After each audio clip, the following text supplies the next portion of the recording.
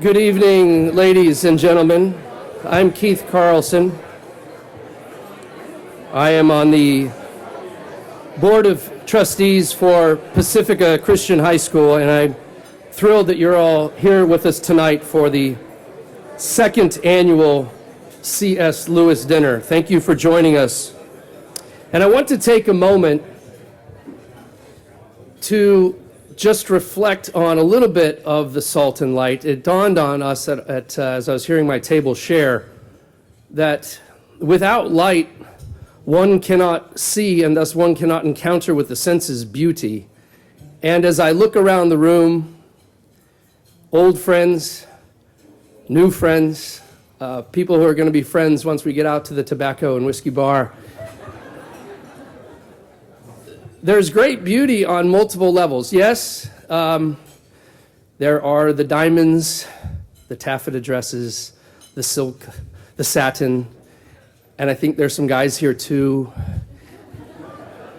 And it's quite striking. It's beautiful. The meal, beautiful to taste. The friends, great to shake their hands and give them hugs on the touch and hearing everything. It's a sensuous affair. And there is beauty to be seen at every table and with every person here. And so I thank you again for being here. And I want to take you back, if I could, to another beautiful encounter. Once upon a time, when traveling with my family in London, along with a few other friends, many of whom are in this room, including David and Dana O'Neill, our fearless leaders. They are here. Thank you, O'Neills.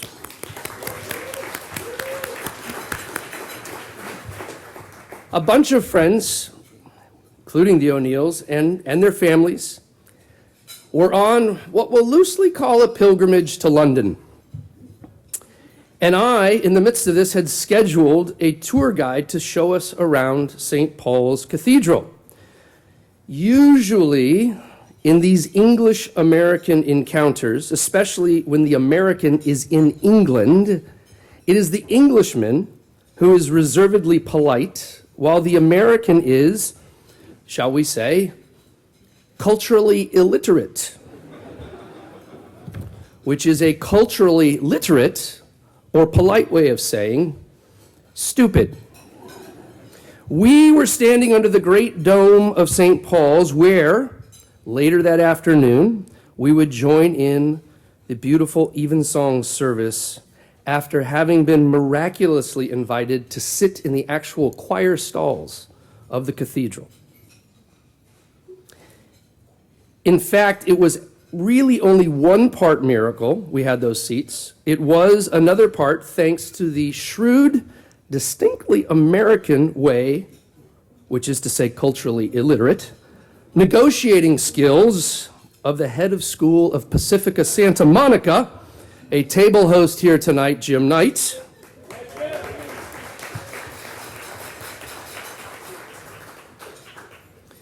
Well, back to the tour. The choir and the American singing was yet to come, but there we were under the dome, this group visiting this beautiful cathedral, and the docent, noting my American, which is to say stupid, sounding accent, assumed that a group of Yanks could only have been there for one of two reasons. They only come to St. Paul's to learn about Princess Diana or Harry Potter. Those were her stock tours when Americans showed up. Noting my age, I assume she thought the adults were there for Princess Di, and seeing all of our kids, it could be a Harry Potter tour stop. She didn't know. She asked me which of the two tours we were there for. And nearly undoing 250 years of the special relationship between England and America, I paused and looked at her and said, neither. As I tried to simultaneously hold back both tears of laughter and of sorrow for my country, she simply blinked and stared at me. My answer did not just confuse her, it disintegrated her firmly established worldview.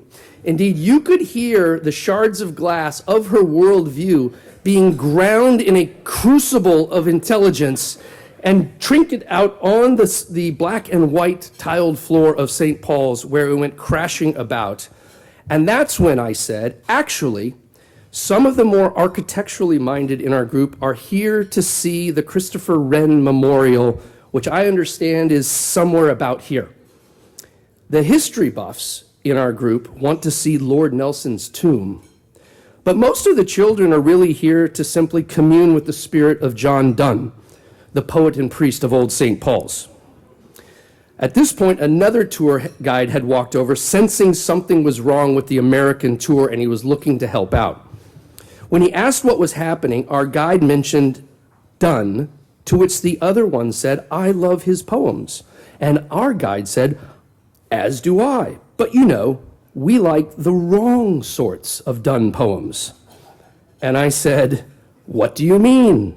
This gave her great relief. Finally, some American illiteracy. She explained, "You know, his poems that I can't really share with kids on the tour." I understood. That was a polite way to say it. Now we had reintegrated our English-American stereotypes. I had to leave her for a moment at this point so she could rethink our tour plan, and I rejoined our group. I quickly told the children I'd pay them each £10, and then I'd take all of them to platform 9 3/4 if every kid promised not to mention Harry Potter on this tour. And then I sheepishly walked over to my wife and informed her, "Honey, I apparently misread the brochure. This isn't where Princess Di was married. We'll talk about it later, my bad." And from there, our English guides and our American tourists reunited under the Great Dome and had a wonderful tour. Now that 90% true story happened in June of 92, whatever, June of 2015, less than 2 months before the opening of Pacifica Christian High School in Orange County. And I bring it up because tonight we have a polite and culturally literate guest, an Englishman, one who is prepared to throw pearls before, well, Americans. And not just any Americans, but Southern Californians.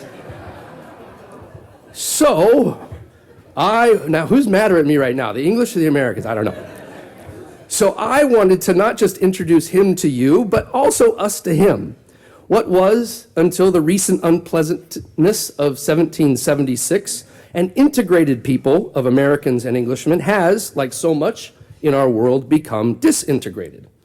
And while there are healthy remnants of the former common bonds and common friends, there are still many differences that have grown up over the last 250 years and thousands of miles.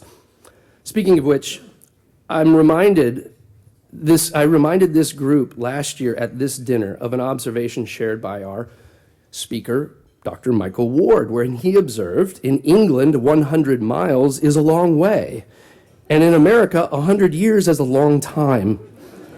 Well, it turns out that our old friend, Dr. Ward, is also friends with our speaker this year, Dr. Malcolm Guite. And one of the points of unity between them is a point of unity across the pond and continent, all the way to us. Americans love C.S. Lewis. And it is a love for Lewis that brings us here in unity once again this night for our second annual C.S. Lewis dinner, hosted by Pacifica Christian High School.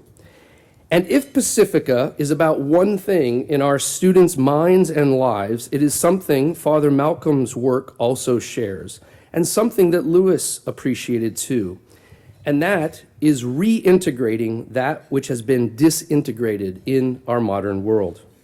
In looking for ways to bring the world back together, or, as we like to say, entering them into this great conversation over time and distance and over disciplines and subjects, we enter into this conversation with the great authors, thinkers, and yes, poets over all the years.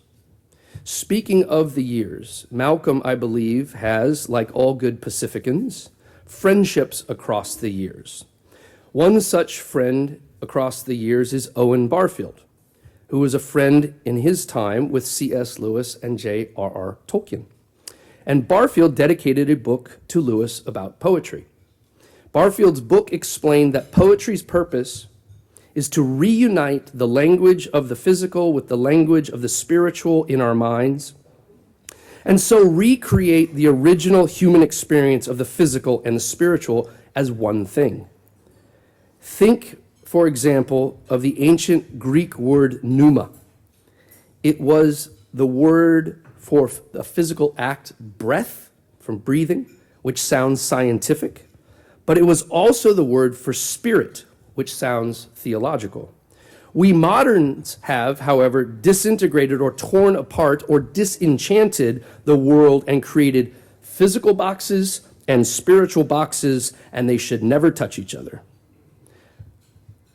But that's not supposed to be how it works. And as one reviewer of Dr. Guite's poetry wrote, Guite helps us see clearly and deeply how poetry allows us to know truth in a different but complementary way to propositional rational argument.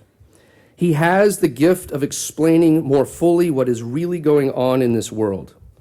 As a poet, he brings things together and allows us to dance in creation as humans were supposed to, with the physical and the spiritual united, allowing for an integrated life. And so, like John Donne before him, Malcolm is not just a poet on paper, but also lives a sort of poetry. It is not just word, but it is also deed in acts performed as priest, teacher, chaplain, scholar, and musician.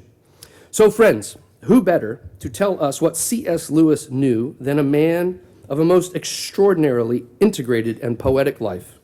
Who better to explain to his distant, disintegrated American cousins the deeper magic Lewis and the poets allow us to tap into?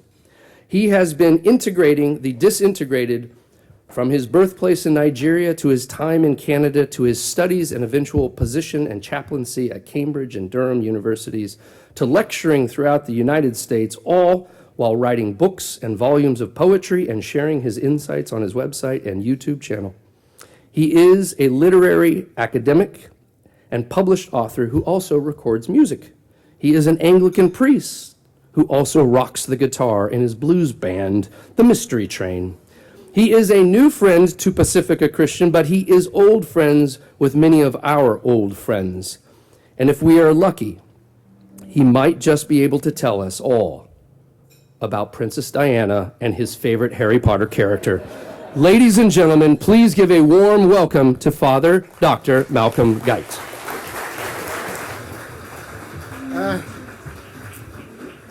Yes. We might need to keep the Princess Di anecdotes to the whiskey bar. But thank you for that very kind introduction, and I'm glad you spoke about disintegration and reintegration, Keith, because that is something I want to talk about. And in fact, we didn't compare notes earlier, so that's quite good. Right, now, I've called this talk for you Surprised by Poetry. And I feel as soon as I mention the word poetry, we need to deal with a possible emergency. Because I know that for many people, the word poetry fills one with this kind of lurking, unknown dread. Oh, little prayers are muttered, just get me through the next half hour, it'll be fine. Now, some of you, it may be more among the men than the women, it partly depends, but some of you may have this sense of fear and I won't say fear and loathing, but fear and when the word poetry, because you may have had a bad experience of doing poetry at school. Now, obviously not at Pacifica. I've spoken to some I can see that you guys are really kindling the imagination with poetry, and it's a glorious thing at Pacifica, but it has not been so in doing poetry at every school. In fact, one of your American poets, the sometime poet laureate of Texas, Billy Collins, has a fantastic poem about bad experiences of poetry at school, where he more or less says that the teacher's idea was that you tie the poem to a chair and beat it with a hosepipe till it confesses what it means. And, he said, in the same poem, Collins says, no, but I didn't want to do that. I just wanted to put my ear up to the murmuring hive of the poem, and wonder what honey or music the innumerable bees of its words were making. Or he says, maybe the poem was like a canoe that had been left just lightly tied. I wanted to untie the poem, step into the canoe of the poem, and see where it took me. Much better than beating it with a hosepipe till it confessed what it meant.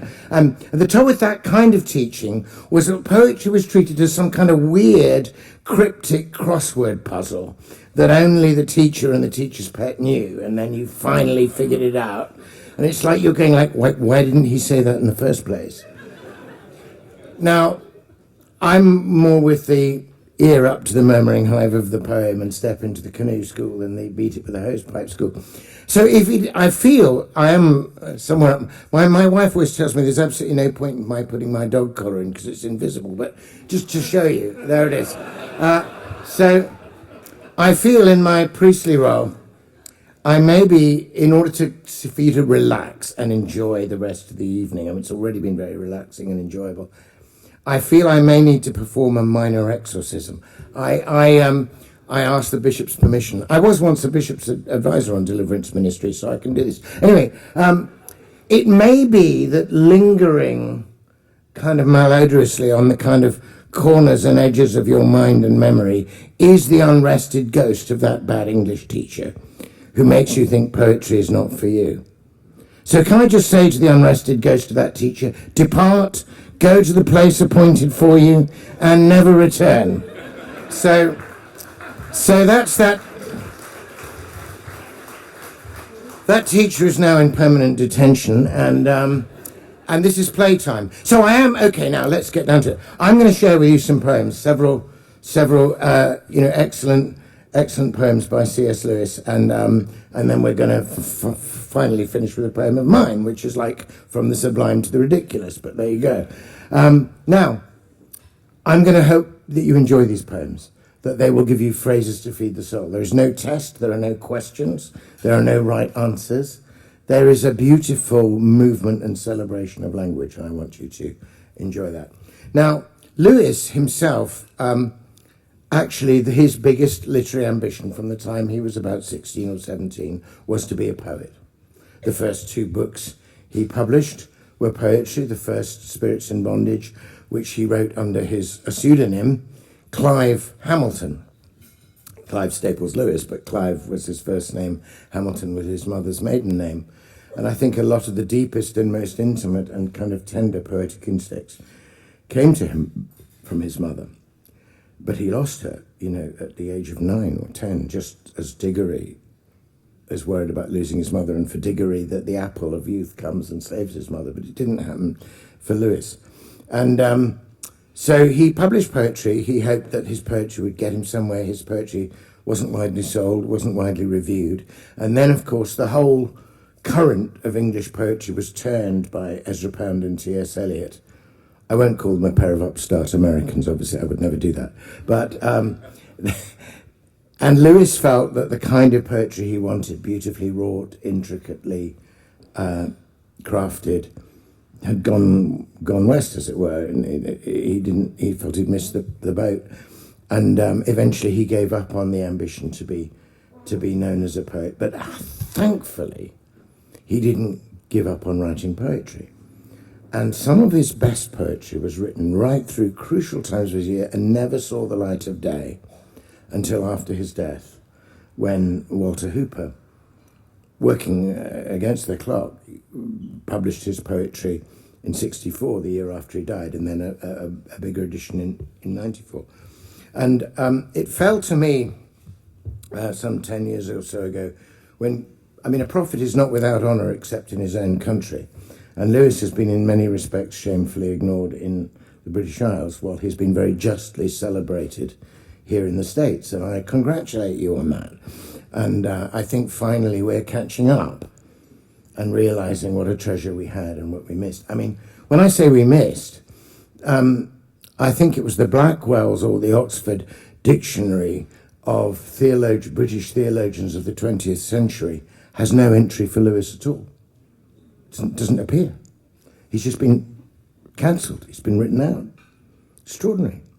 I don't think that would happen now, but so gradually Great Britain is catching up. And finally, my own alma mater, Cambridge, the Cambridge University Press, produced a kind of academic volume called The Cambridge Companion to C.S. Lewis.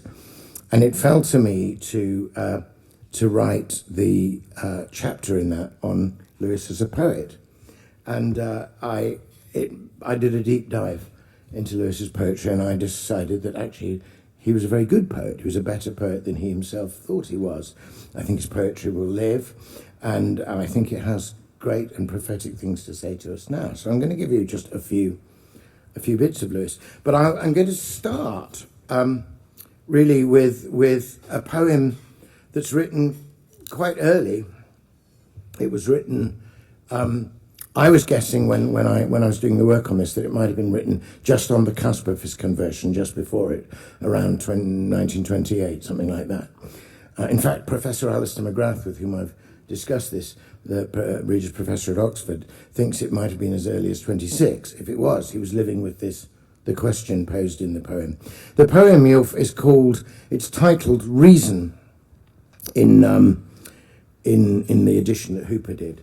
But the more I studied this poem, the more I thought he could not possibly have called it Reason, because it would upset the balance. It's a poem about the problem of disintegrated ways of knowing, of a false divorce and split between reason and imagination, and how to bring them together again.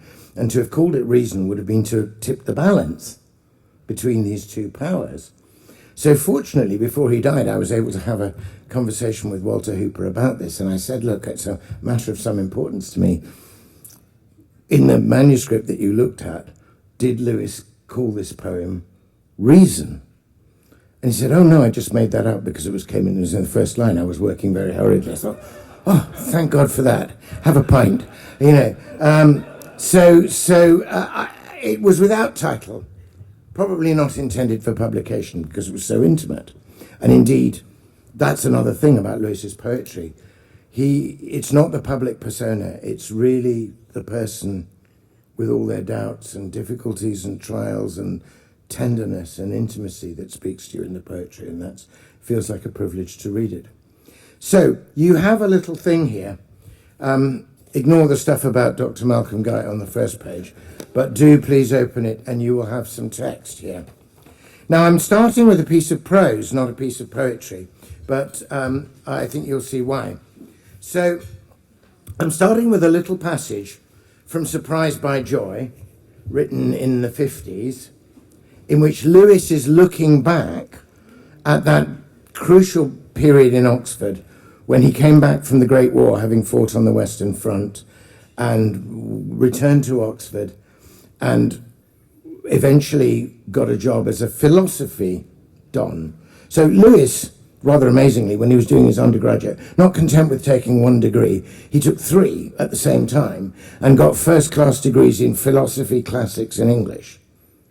And he was just looking to see what's the first job I can get. He got a job as a philosophy don. He was a kind of agonized atheist coming back from the war, teaching the newer, bleaker, post-Cartesian reductive philosophy, where there's an absolute split between the private subjective, which is where and the objective, which is all facts and quantities and has no values or meaning. He was working in that division. And in Surprised by Joy, he looks back and he talks about what it was like for him in the 20s. And you may know this passage. In fact, even if you don't know it, certainly for those of you of my generation, I don't know how it is with the young ones, this may ring some bells. So Lewis, looking back, this is from Surprised by Joy. He's just been confessing, like a sort of guilty pleasure, that he liked reading Nordic myths, and that he loved the stories of Balder the Beautiful and the myths of Adonis. But he knew, of course, this was a guilty pleasure. It got nothing to do with the facts. Wittgenstein, by 1922, had said in the Tractatus, the facts are everything that is the case. Words should only have a meaning if it's a meaning in the physical, knowable world. The rest is just fantasy. That's the world he was growing up in. So, Lewis writes in the 50s, such then was the state of my imaginative life, all those lovely myths, Over against it stood the life of my intellect. And this is the key thing. The two hemispheres of my mind were in the sharpest contrast. On the one side, a many-islanded sea of poetry and myth. On the other, a glib and shallow rationalism. Nearly all that I loved, I believed to be imaginary. Nearly all that I believed to be real, I thought grim and meaningless. Now, does that ring any bells? Have you not felt that you've been brought up in that world, that when you were writing up the science things in your school, you were never allowed to use the first person, and say, I did this, I saw this, I was amazed by this. It was done, as though nobody were there. That was what made it objective, never use the first person, I had that experience when I was sort of partly homeschooled and partly all over the place because my parents travelled in many places. And I finally came into the English school system, in when I was about 14. And I'd vaguely done, in my Canadian school, something called nature study, which just involved sticking leaves on books, and the kids at England had been doing biology, chemistry and physics, separate subjects, for 3 years. So I had some catching up. But I loved it. I was amazed at the chemistry lesson. There were Bunsen burners with real flames. There were test tubes and everything. And the first lesson I had, which was a lesson in many senses, proper science, we did acids and alkali. And we did litmus paper. And you put the litmus paper in, and it's amazing. It changes colour. I was amazed. It was beautiful. So we had to write up our experiments. And I wrote up my experiment. And I did all the actual facts and measurements and the titration and how much and the observations and everything. But I have to say, I thought, as a 14-year-old, I thought was quite an impressive prose poem about the wonder of it all and how astonishing it was and how this thing changed. You had to. So that was the habit of the schoolmaster when you got back to the next lesson and giving the prep back, that he would highlight one or two things and then he would just contemptuously fling the books across the room back at us. And I happened to notice that he had my work open and I modestly expected, some adulation. And he opened it. It was covered in red ink. And he said, Guite, stand up. I said, this is a disgrace. And then he opened up, he held my book. And every time I used the word I saw it. I was astonished, He'd circled it in red and put a line through it. And he said, we never use the first person in a scientific work. We don't want subjective trite trivia. We want the objective facts. So I said, what was I supposed to have said, sir? Because he said, you don't say, I put the titration in the test tube. You say the titration was put in the test tube. And you don't say, I observed the change of colours. And you certainly don't say, that was amazing. You say, it was observed that. And I said, oh, I see, sir. So it's as though nobody were there doing it. He said, yes, that's what makes it more accurate. And even then I thought, there's a problem here. So we all live with that divorce, that subject-object split. But the trouble is the object with no subject, the object with no value, no truth, no awe, no enchantment, is that it just becomes grim and meaningless. Nearly all I thought to be real, I thought grim and meaningless.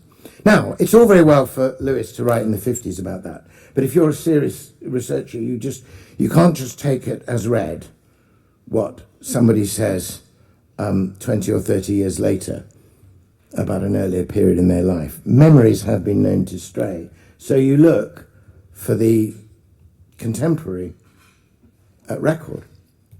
And I realized when I was studying Lewis's poetry that this poem, falsely called Reason, was in fact written at the very period that Lewis is describing 20 years or 30 years later, and he is actually 30 years later, in fact. And it was written at the time. It was written in the 20s. It was written while the two hemispheres of his mind were in sharpest contrast. And the more I read this poem, the more astonishing I thought it was. I think it's a very fine poem indeed. So I'm going to read it to you. I'll just say a little thing to help us out just to begin with. So there's a kind of extended metaphor in this poem. Lewis imagines his soul, his inner life, and yours as well as and mine, as being like ancient Athens. On the one hand, up on the Acropolis, you've got the Parthenon, you've got the Temple to Athene, which is a monument to the sheer genius of Greek geometry. You know, it's Euclidean in its proportions, it's perfect, it's clear, it kind of speaks of the world of the great forms and the eternal truths. But of course, in classical religion, as well as the great geometric certainties, somebody wrote a book called The Greeks and the Irrational. There were the mystery religions, there were the cults, there were these death and resurrection rituals. There were all kinds of things going on. And Lewis decides to take two classical figures, two classical goddesses, to represent for him in his soul this division between the many-islanded sea of myth and between imagination and reason. Reason, Athena, of course, the goddess of wisdom, represents the reason. But he chooses Demeter, who is a mother goddess, who is a goddess of fertility and growth and sees to the renewal of the lambs in spring and the fresh growth of the corn, but who works, as it were, either in the darkness of the womb or the darkness of underground. And she stands for imagination, for the creative part of us. And Lewis writes an extraordinarily honest and intimate portrait of the state of his own mind and life. Let me read you the poem now, and you'll see that it starts with a description of reason as Athena, a description of imagination as Demeter, a kind of dilemma about how to hold them together, and then a plea. So here's the poem. It's written out for you there. Set on the soul's Acropolis, the reason stands, a virgin armed, commercing with celestial light. And he who sins against her has defiled his own virginity. No cleansing makes his garment white. So clear is reason. But how dark, imagining, warm, dark, obscure and infinite, daughter of night. Dark is her brow, the beauty of her eyes with sleep is loaded, and her pains are long, and her delight. Tempt not Athene, wound not in her fertile pains Demeter, nor rebel against her mother right. Oh, who will reconcile in me both maid and mother? Who make in me a concord of the depth and height? Who make imagination's dim exploring touch ever report the same as intellectual sight? Then could I truly say, and not deceive, then could I wholly say that I believe. I mean, it's a really astonishing poem in many respects. It's clearly a pre-conversion. It's a kind of cusp, And the problem for him is a problem of reconciliation. When he says, she's a virgin armed, the reason on the soul's Acropolis. He who sins against her has defiled his own virginity. No cleansing makes his garment white, so clear is reason. What he's saying is, I'm not going to believe something just because it's comforting or convenient or would help me, or using religion as a crutch, but I don't really think it's the case, right? He's saying once you've seen something, as far as you can with your rational eye, and you know that it's the case, you cannot unsay it, however inconvenient a truth it might be. If 2 and 2 is 4, it's 4. And if it's politically expedient to pretend it's 5, you are destroying your own soul. No cleansing makes his garment white. Who sins against her has defiled his own virginity. If you have been given by God your godlike reason and you deny the conclusions of a proper rational inquiry into what is the case, then you're lost, because very soon you won't understand. You'll believe your own lie and you'll believe somebody else's lie, and so it will go on. And you'll lose as Dante called it, il ben d'intelletto, the good of the intellect. Yeah, you can see it. I mean, far be it from me to make any contemporary comparisons, but there's a great story about Mussolini who got his chief of propaganda to big up how many planes they had in the Italian Air Force, because Air Force was the new cutting edge thing. And the guy thought, to please Il Duce, he decided to make it 3 times as great as it was.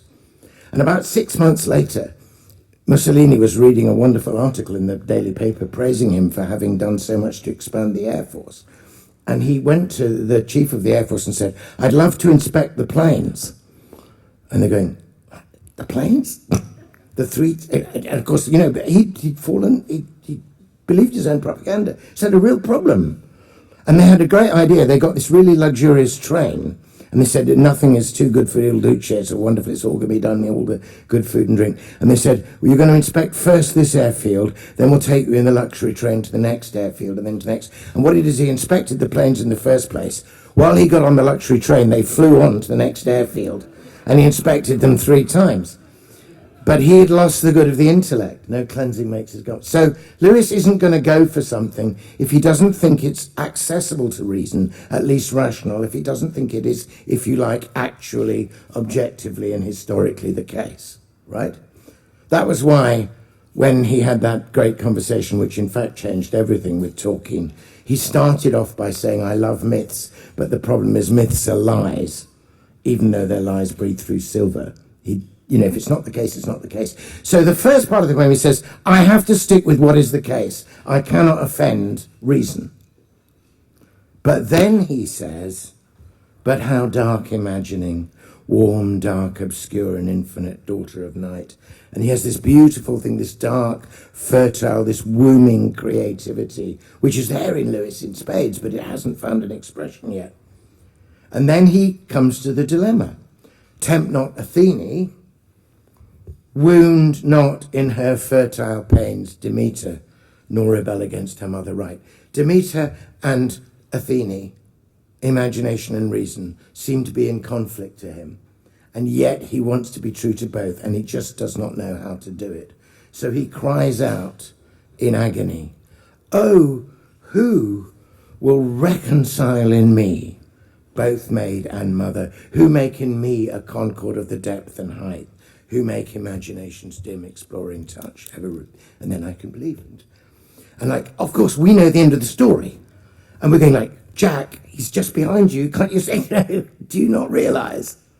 Ask yourself the question, who comes into the world as a reconciler?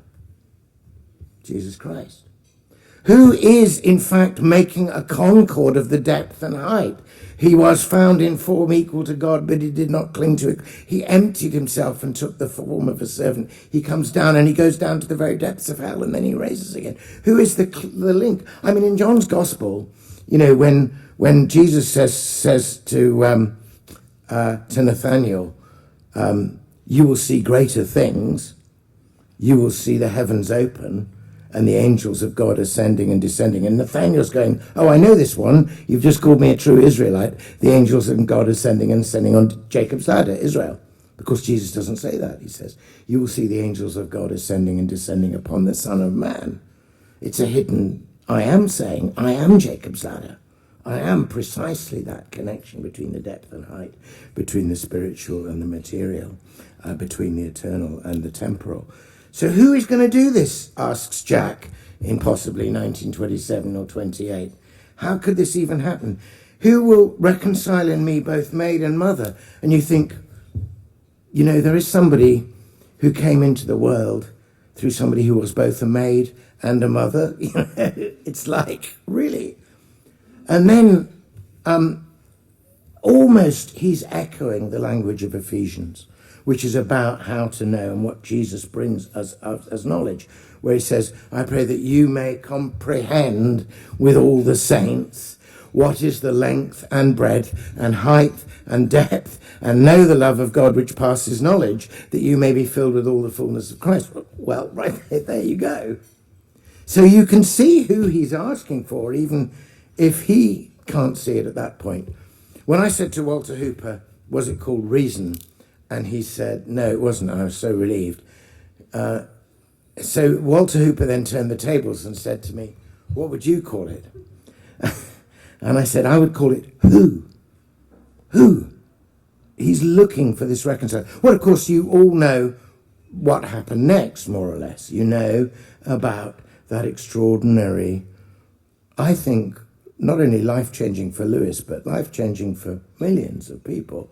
That walk in September of 31, I guess, Addison's Walk, where they get onto the subject of mythology, and Lewis says, I love myths, but they're only lies, if though they're lies breathed through silver. And Tolkien says, no, they're not lies. The heart of man may be estranged, but it has not lost all the wisdom of God, and these stories that we're given do shape and gesture towards the truth. Anyway, later on, so of course Lewis confesses to how much he loves the story of Balder the Beautiful, this god who dies and whose father goes down to try and find him in hell by hanging himself on a tree. I mean, you know. So they get onto the subject of Christianity, and Lewis says to Tolkien, he says, look, even if I could be persuaded factually as a historical event that a man called Jesus not only lived and died, but rose again, I can't see, rationally speaking, what difference that would make to me, you know. Bully for Jesus. I mean, I'm glad he was resurrected. What about the rest of us, you know? And Tolkien says, Jack, I can't believe you've just said that. You know mythically, you know perfectly well what death and resurrection mean and how it charges you. But you can't trust those because they're not actual fact. Can you not see that in Jesus Christ, the deeply moving, mythic, enchanted, imaginary world that has moved your heart, but which you thought was unreal, has become history, it's become fact, it's reliable. On the one hand, it's death and resurrection and transformation and you know, bread and body is body and wine is... And yet it's also under Pontius Pilate, while Quirinius was governor of Syria. And you can, as Tolkien is saying that, you can feel the two hemispheres of Lewis's mind when he says, the two hemispheres of my mind were in the sharpest contrast. You can feel them sort of quivering and then coming together around and on and in Jesus Christ. Because Jesus Christ precisely does reconcile in him both maid and mother, makes a concord of the depth and height. He can respond fully mythically and imaginatively, but he can also know this is the case, it really happened. You have something which appeals to the intuition and the apprehension, something which appeals to the reason, and it's both and. It's the healing. So obviously, I'm sure, you know, it's very proper to say that, Lewis would have said that, you know, Jesus came to him as he comes to all of us, you know, as a personal saviour and deals with our sin. But also, I think Lewis would say, he also solved a big problem in epistemology. Episteme means to know. Epistemology is the philosophy of how you know stuff. And Lewis experienced, and we have all experienced, basically since the end of the 17th century, since the beginning of the so-called Enlightenment, we have experienced this false split between the intuitive and imaginative way of knowing things and the rational way of knowing things. As a result, because the intuitive and the imaginative is where all the meaning is, we've been persuaded that that's just private and subjective and never use the first person in a report, and that all the weighing and measure and the mere manufacture and distribution of quantities is the only prime truth. It's a kind of epistemological apartheid, right? The objective stuff, so-called, is the main economy, and then we're allowed to have our dreams and visions, but they're like private little Bantu stands of the imagination over here. They don't really count. That's what we've been brought up with. Lewis was agonized by that, and he sought a solution, and the solution was faith in Jesus Christ, in the Word. That's the Logos. That's where all the logic comes from. Made flesh, sarx. That's what it's like to be an imaginative person here. And they just come together. And I think it's after that that the great sort of wonderful flow of Lewis's creativity begins. That's where all the books we love come from, is these two things coming together. Now, it's a very remarkable poem for somebody of Lewis's age to have written, a philosophy don, young man.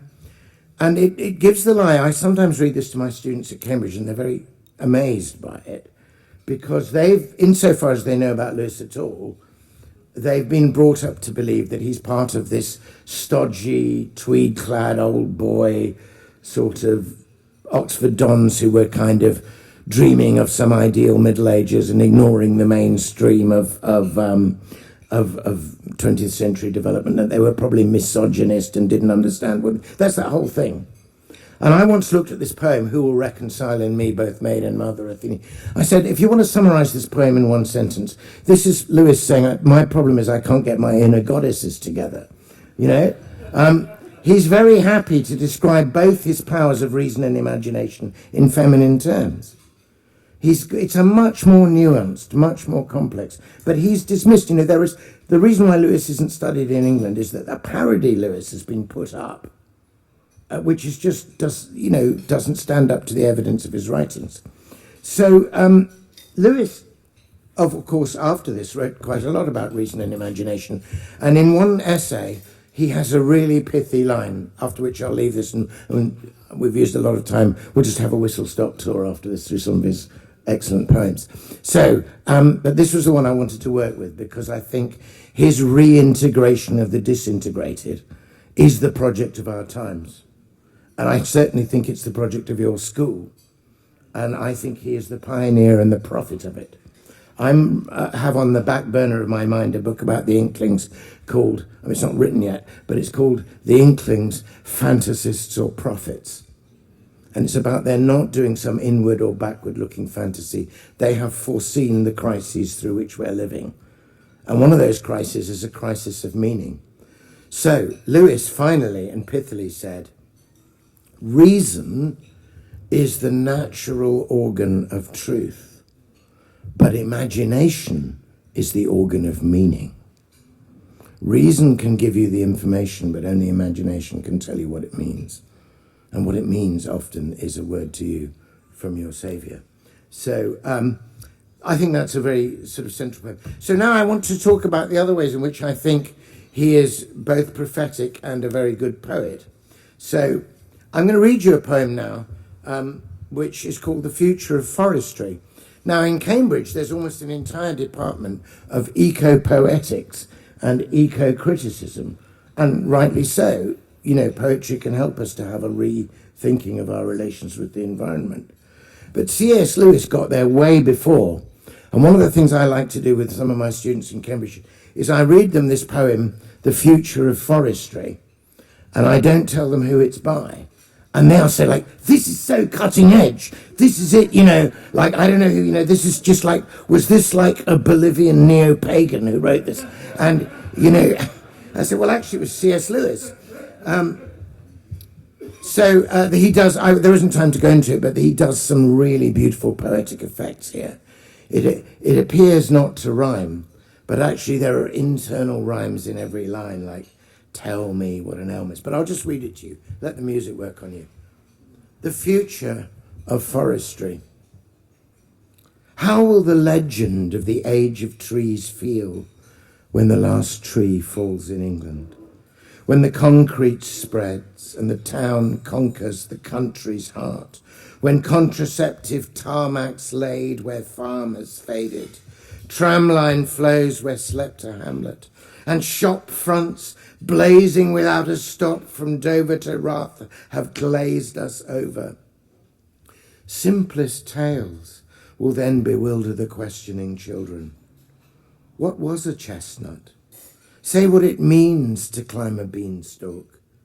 Tell me, grandfather, what an elm is.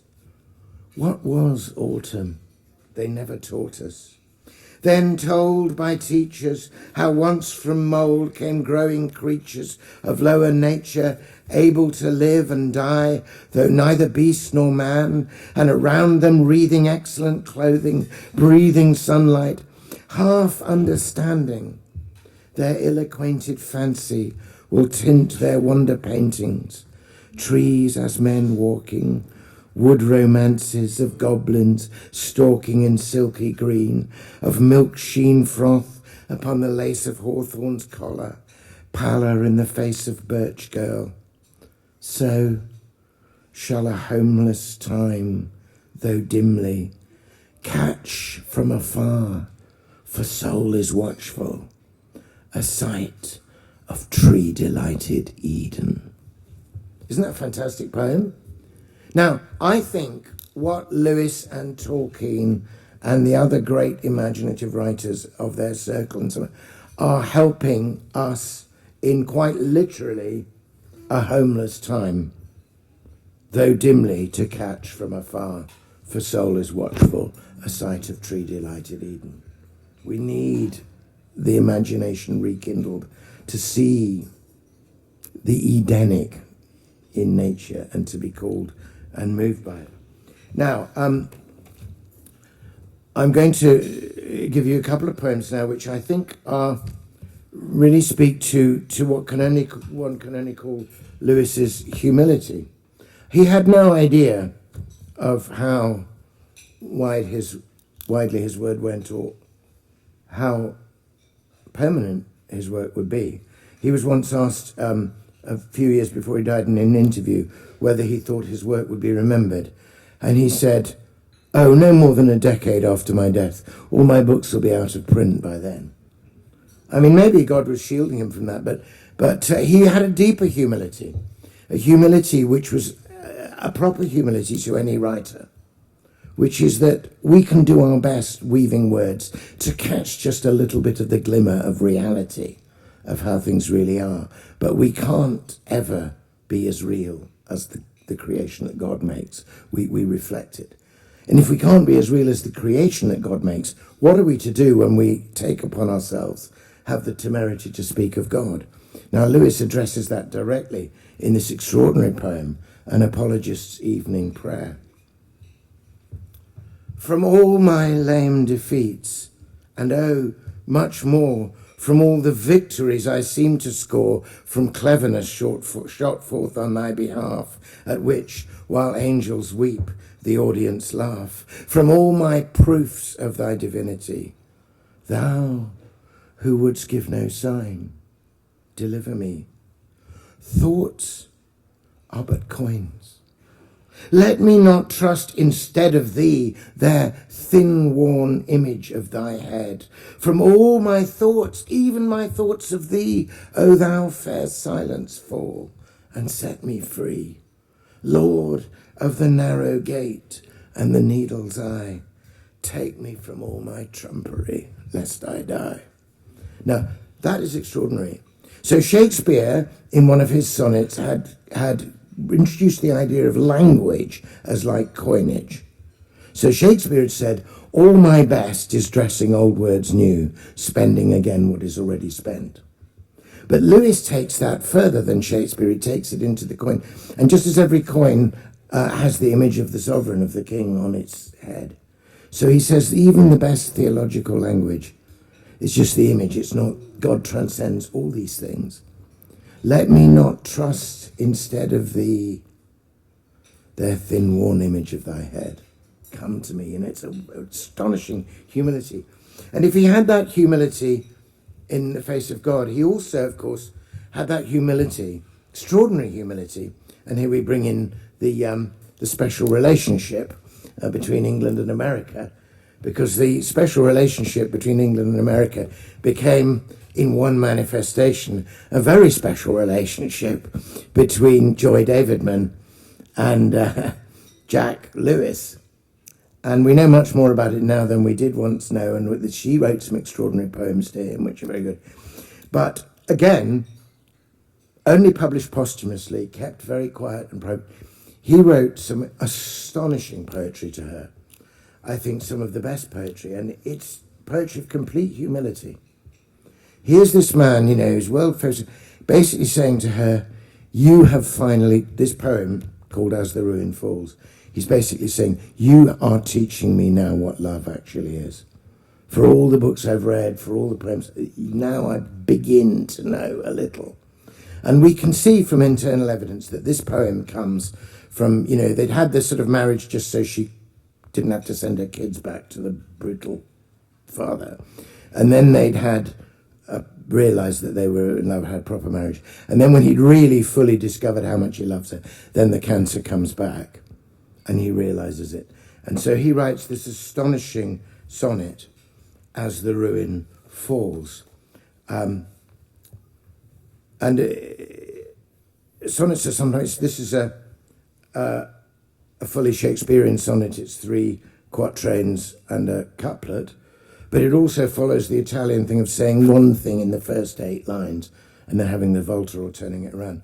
But it's for a love poem, this is a pretty astonishing poem. I don't know how, I mean, you know, G.K. Chesterton said there were certain things a man should do for himself, like blowing his nose or writing love sonnets. And, you know, I don't know how many of you men out there have written love sonnets. Obviously, if you haven't, you should do so beginning tonight. You know, your wife will expect it, as from this evening. But how many of you would dare to open with an apparent denial like this? Let's hear the poem. As the Ruin Falls. All this is flashy rhetoric about loving you.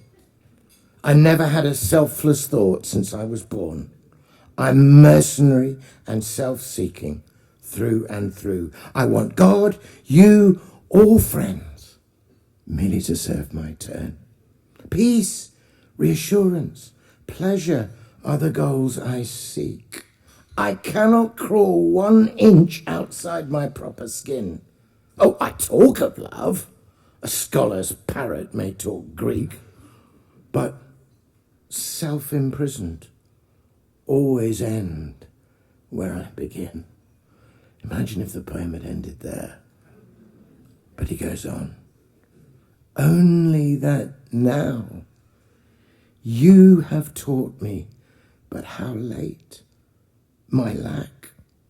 I see the chasm, and everything you are was making my heart into a bridge by which I might get back from exile and grow man. And now the bridge is breaking. For this I bless you as the ruin falls. The pains you give me are more precious than all other gains. He says to the dying woman, just found out what love might begin to be, and she's dying. Now, there's astonishing things going on in there, but let me just show you one thing that a poet can do. A poet can take a cliche and completely reimagine it so you see it in a whole new way. Anybody can say, my heart is breaking. We all say. But to say, all that you are was making my heart into a bridge, and now the bridge is breaking. Do you see what he's done there? He's taken and he's really made it, you know, mean something. It's just astonishing. So those are some little glimpses of, I think, Lewis, you know, the first-rate poet.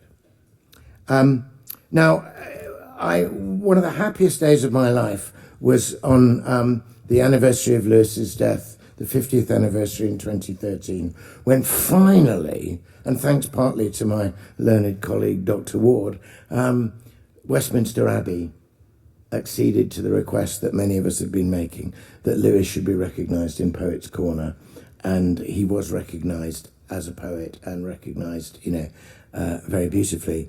And it was a whole weekend of things. And we started with 2 lectures at St Margaret's Hall, Westminster, one of which was given by Alistair McGrath, the Regius Professor of Oxford, and the other of which was given by me, I suppose, representing the other university. And we had decided to split. He was going to talk about Lewis and reason and rational apologetics, and I was going to talk about Lewis and imagination.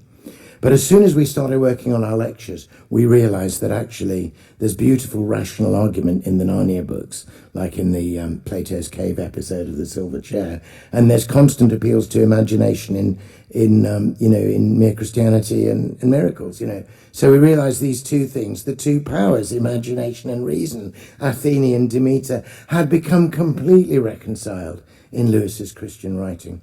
But I decided that I would try and give scholarship the kiss of life with a verse. And so I finished my lecture on that glad day with a poem of my own, a sonnet about C.S. Lewis, and I will finish this lecture with the same sonnet. C.S. Lewis.